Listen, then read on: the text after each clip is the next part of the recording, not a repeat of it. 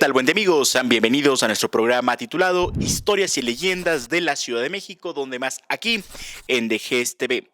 Quien suscribe el de la voz, Gerardo Olvera Flores, les da la más cordial bienvenida en este día de historia de crónica, por supuesto, de esta, la muy noble y leal Ciudad de México.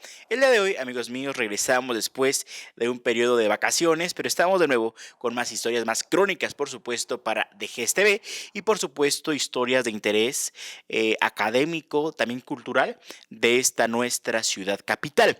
El día de hoy, amigos míos, estaremos hablando acerca de uno de los acontecimientos más importantes, relevantes, trascendentales en la historia contemporánea de nuestro país. Estamos hablando de la difícil, la cruenta matanza del 2 de octubre de 1968 a estudiantes principalmente de dos universidades públicas, las más importantes por supuesto de este país, la Universidad Nacional Autónoma de México y el Instituto Politécnico Nacional, aunque también hubo encuentros muy poco fortuitos pues a otros estudiantes de universidades públicas o de otra índole, pero que estuvieron inmersos en este famoso 2 de octubre. 2 de octubre no se olvida, una matanza, una cuestión de represión por parte del gobierno, el gobierno de el entonces presidente de la República, Gustavo Díaz Ordaz,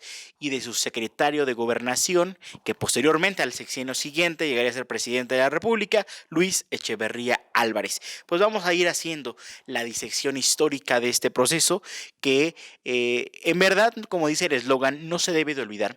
¿Por qué? Porque toda represión, ya sea contra sectores campesinos, indígenas, obreros, estudiantiles o cualquier otro gremio, pues es inconcebible. Creo que la represión la podemos entender como un hecho que se ataca, se coarta la libertad de expresión de un sector, y eso es lo que pasó. ¿Qué pedían esos estudiantes? Pues venía generándose varios conflictos, principalmente la falta de espacios culturales públicos para los estudiantes. Dos, que estaban a muy pocos días, para ser exactos, a 10 días de que se inauguraran los Juegos Olímpicos de 1968. Se iban a inaugurar el 12 de octubre. Estaban a 10 días, pero con esto hubo una alza a los impuestos, por supuesto, para poder sufragar los gastos de una competencia internacional, como lo son unas Olimpiadas, que bueno, por supuesto, que generan una cantidad económica muy fuerte, ¿no? A la misma Grecia para el 2004, que fue sede de los Juegos Olímpicos, pues la tiene una bancarrota desde ese entonces. Imagínense ustedes la importancia histórica y económica que tienen los Juegos Olímpicos. Pues esto pasaba para 1968, no había poco presupuesto para las universidades, y esto propició que poco a poco fueran emergiendo más grupos que estaban en contra, por supuesto, de esta problemática que tenía. Por supuesto que en el mundo también pasaban cosas interesantes que hacían que los ojos de las corrientes sociales, socialistas, el comunismo, historias que nosotros decimos que son de izquierda, es decir, socialistas de corte socialista, pues cundían de ideas al gremio juvenil de nuestro país. ¿Qué pasaba? La guerra de Vietnam, pasaba 10 años antes la revolución cubana con Fidel Castro, con Ernesto Guevara de la Serna, mejor conocido como el Che Guevara.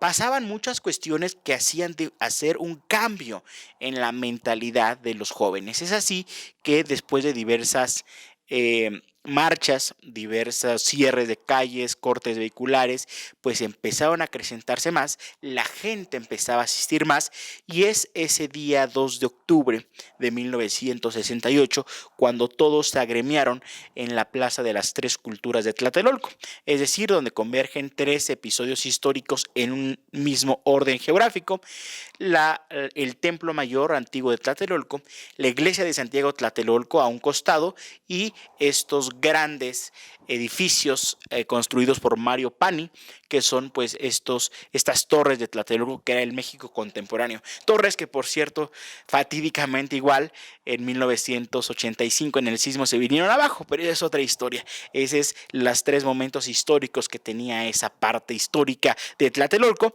Ahí convergen en las tres culturas, en la Plaza de las Tres Culturas, los estudiantes cuando son arremetidos fatídicamente, tristemente, por gente que venía del gobierno central de México, principalmente por el jefe de gobierno, en ese entonces, secretario de gobierno, perdón, para ese entonces, Luis Echeverría Álvarez, por supuesto, emanado por el presidente de la República, Gustavo Díaz Ordaz Bolaños. Pues a partir de ese momento, amigas y amigos, empieza una masacre completamente, una muerte que fue algo muy fuerte, muy triste, muy lamentable.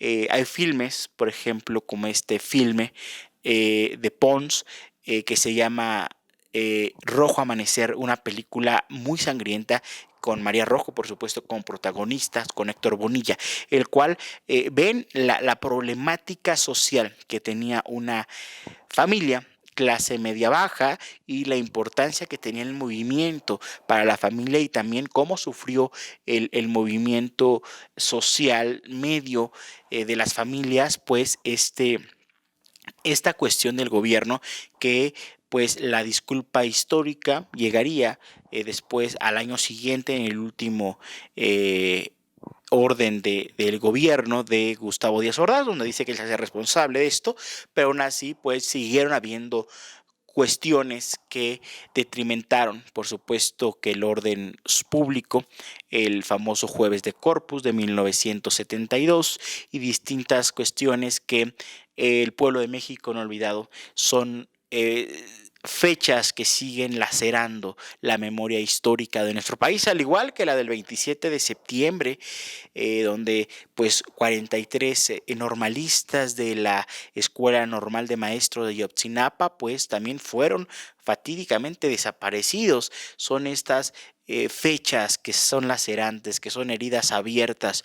Tristemente para nuestro país, el 2 de octubre nos olvida, el Jueves de Corpus y por supuesto también el 27 de septiembre la desaparición de los normalistas de Ayotzinapa. Son heridas lacerantes en nuestra historia que aún lamentablemente no hay una verdad histórica. Algo importante de mencionar para esta fecha del 2 de octubre pues es que los famosos halcones era gente vestida de civil que se distinguían porque tenían un guante blanco, se distinguían entre la gente y eran los que mataban a mansalva a la gente que estaba rodeada. ¿Cuántos muertos hubo? Pues las cifras oficiales nos dicen que fueron 30 muertos, algo que por supuesto es de risa. Lamentablemente los estudiantes muertos, los estudiantes desaparecidos, pues nos llevan a cantidades de más de 1000 muertos. Tristemente 1000 jóvenes que en una protesta pública y una protesta tranquila o lo que pensaría que por este derecho constitucional que tenemos de libre expresión iba a ser una revuelta pacífica, pues se convirtió triste y lamentablemente en una fecha que pasará a la historia como una crónica de muerte. Hay libros como la Plaza de Tlatelolco, como La Noche de Tlatelolco de Poniatowska de Luis Espota, lo cual nos habla de esta narración fatídica, triste, de un Tlatelolco de sangre de la calle de Tenochtitlan, el Tlatelolco de sangre del 2 de octubre de 1968 y el Tlatelolco muerte de 1985 con el sismo. Tlatelolco, una zona de la ciudad que sigue lacerante, sigue sangrante en su historia y en su haber. Gerardo Olvera Flores les agradece el tiempo que han destinado a escuchar a este humilde cronista, pero principalmente amigo de ustedes en este programa especial del 2 de octubre. 2 de octubre no se olvida la matanza fatídica de los estudiantes en Tlatelolco. Que pasen excelente día. Hasta la próxima.